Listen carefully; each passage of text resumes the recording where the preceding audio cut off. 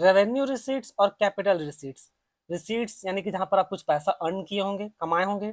अब चलिए एक करके देखते हो होता क्या है।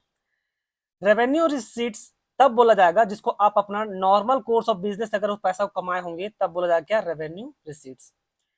कैपिटल रिसीट्स तब बोला जाता है जब आपको नन ऑपरेशनल हो, यानी कि आपका जो मेन बिजनेस का जो पार्ट है उससे आप पैसा नहीं कमाए हैं।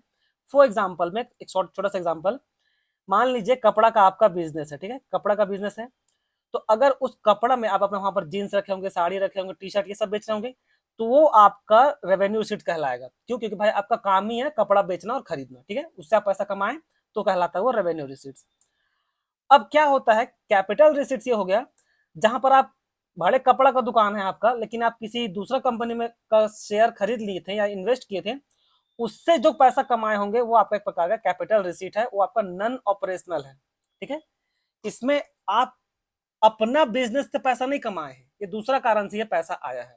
ठीक, बेनिफिट्स देखिए, ऑब्वियस है ये शॉर्ट टर्म बेनिफिट्स होगा, क्योंकि भाई ये ऑब्वियस है अपना कपड़ा आप एक साल में ही बेचना चाहिएगा, शॉर्ट टर्म यानी कि विद इन 1 ईयर समझ लीजिए। और ये लॉन्ग टर्म बेनिफिट्स देगा यानी कि more than 1 year. Accounting treatment कैसे होता है, ये आपका प्रॉफिट लॉस अकाउंट में जाएगा, कैपिटल रिसीट्स आपका बैलेंस शीट में जाएगा। एग्जाम्पल देखिए, sale of goods, commission, interest. और ये कैपिटल का एग्जाम्पल देखिए, कैपिटल फ्रॉम ओनर, लोन दिए, सेल ऑफ फिक्स एसेट्स, ये सब आपका कैपिटल रिसीट्स का एग्जाम्पल है।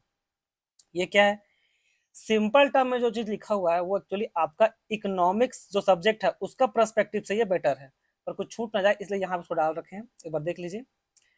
रेवेन्यू रिसीट बोलने का मतलब हो गया जो आपका ना ही लायबिलिटी को डिक्रीज करेगा और ना ही कोई न्यू फिक्स एसेट क्रिएट करेगा। ठीक है, कैपिटल रिसीट्स बोलने का मतलब हो गया जो आपका या तो आइदर फिक्स एसेट इंक्रीज करेगा या तो आपका लायबिलिटी को डिक्रीज करेगा। ठीक है, याद रखिएगा, फिक्स एसेट। और लायबिलिटी भी यहाँ पर लॉन्ग टर्म लायबिलिटी होता है। ठीक, आई होप आपको समझ में आ गया होगा। धन्यवाद।